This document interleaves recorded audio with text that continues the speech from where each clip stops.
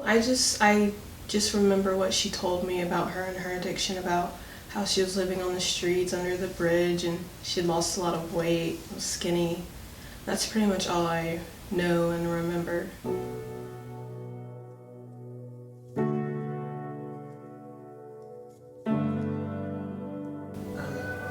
It was very important that I contacted Zaria and Michael. I contacted by writing letters. There's one thing about being in a program, a recovery program, they want you to focus on you. Most programs feel that if you begin to make contact with family, children, friends, relatives, that you'll lose sight on what you're there for. But for a parent, even though we're there to recover, our children and our family are our driving force to make us want to stay, to make us want to work the program. So there were letters that went out, there were phone calls. My first child, for me, was my saving grace. I felt like, okay, having a baby gives me that somebody to love and that somebody to love me. My second child was more so me being married, being this dream that I've always thought of what family was. Now I get to actually show that, and that was my love child. My daughter, she was something that I knew that God had placed in me that I was supposed to have. She was a gift. She was the gift that turned my life around.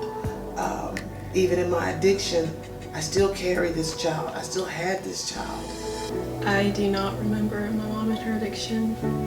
It happened when I was like really little, and I actually don't remember much about my childhood, so. Don't get me wrong, I love my boys. It was all in my heart. But when I had this little girl, it was like my life beginning over again. And it was an opportunity to do something different with it.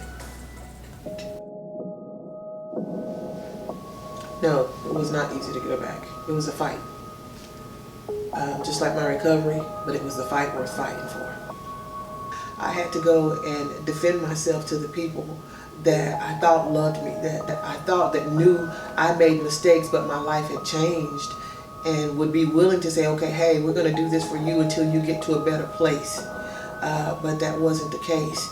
I had to get a lawyer. I had to go to court. I had to literally fight to get my daughter back, and I did.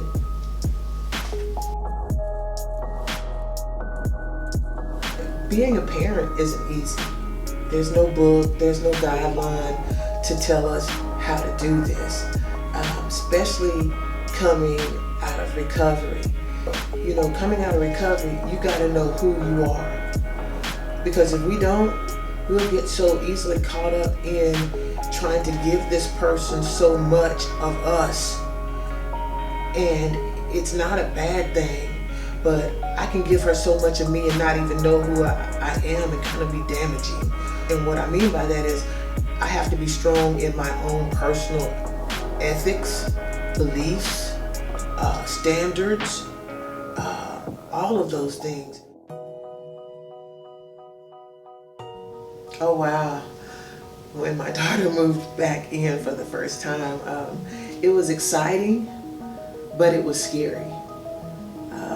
It was scary because I had been out of the loop of being a parent for so long, and there were so many emotions and expectations and fears going on.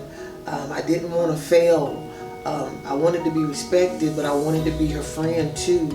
I wanted to be understood, but I felt like I, was still needing somebody to love me.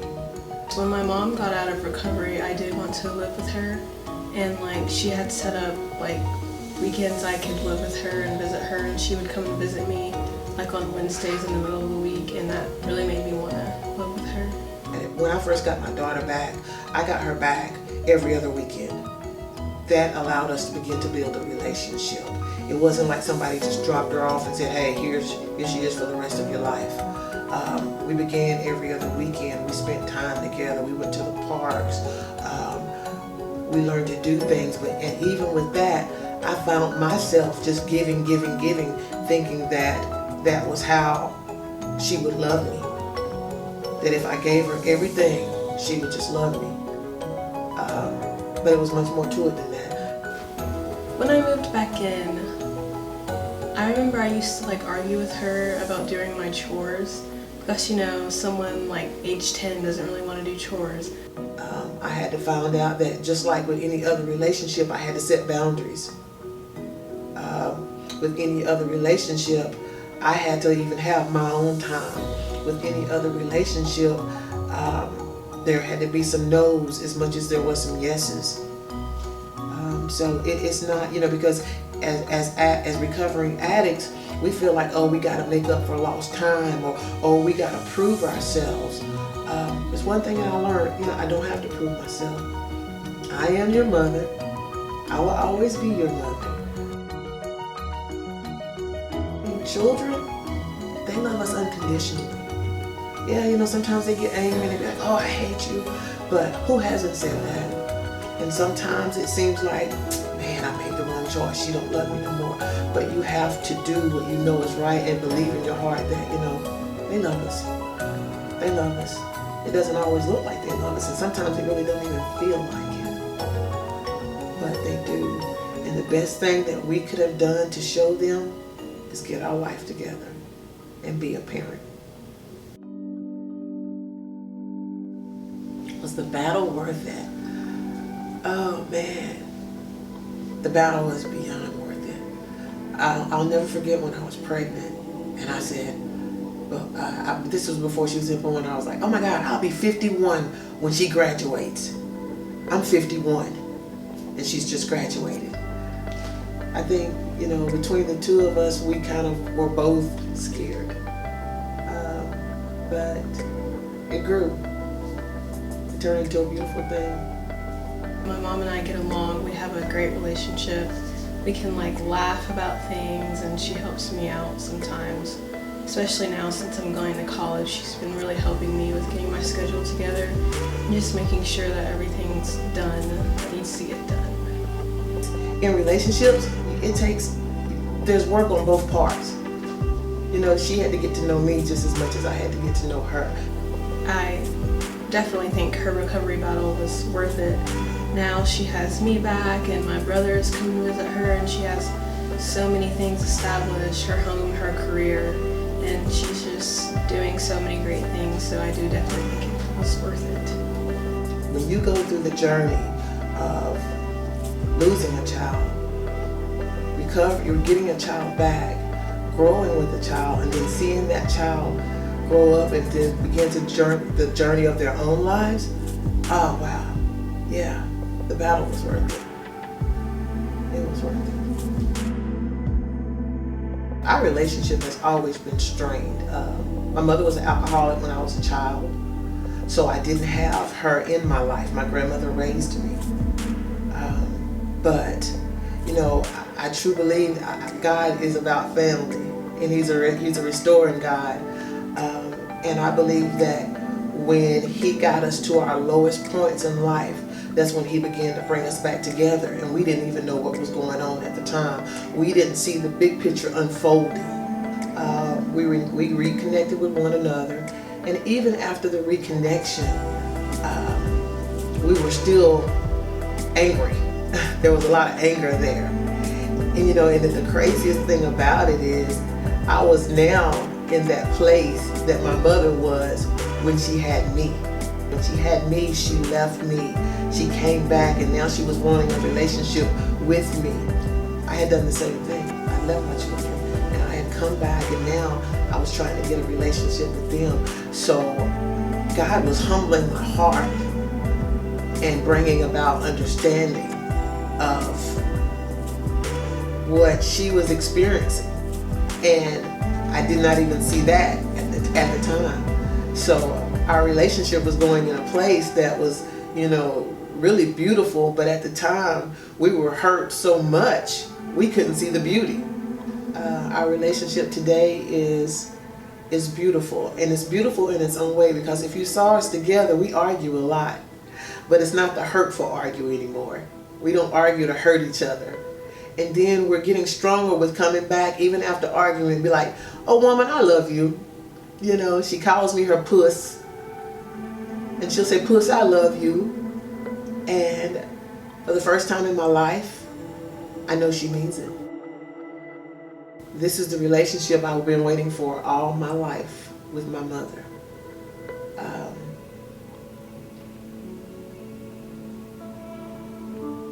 I'm grateful.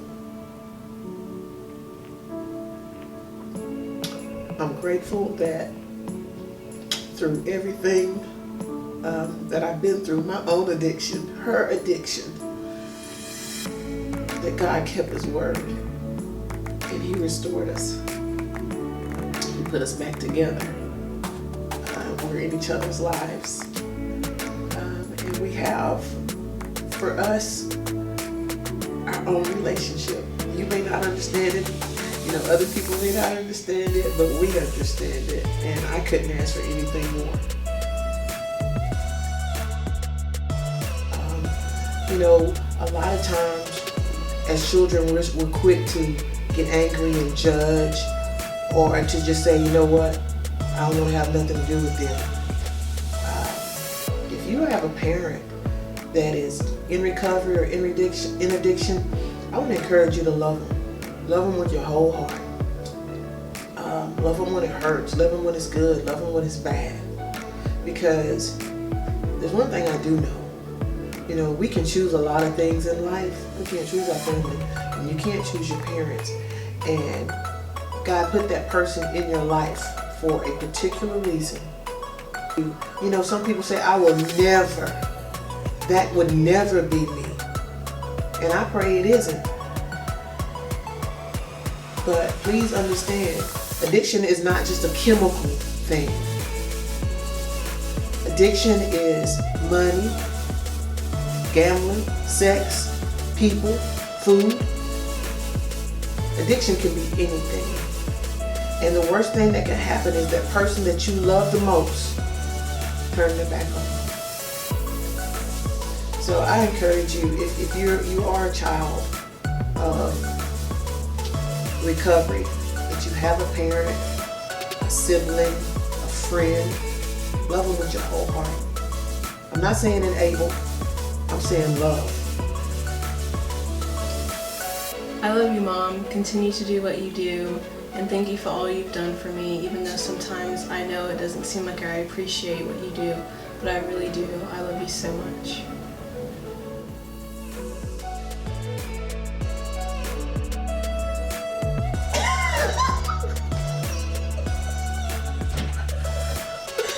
Sorry.